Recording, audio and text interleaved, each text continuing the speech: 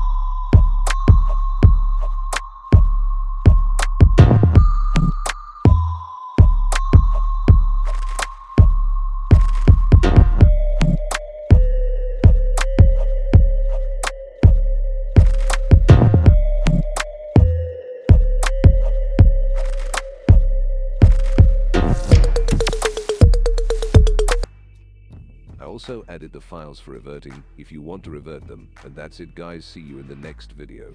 Before, please consider subscribing and like the video, or your girlfriend will leave you.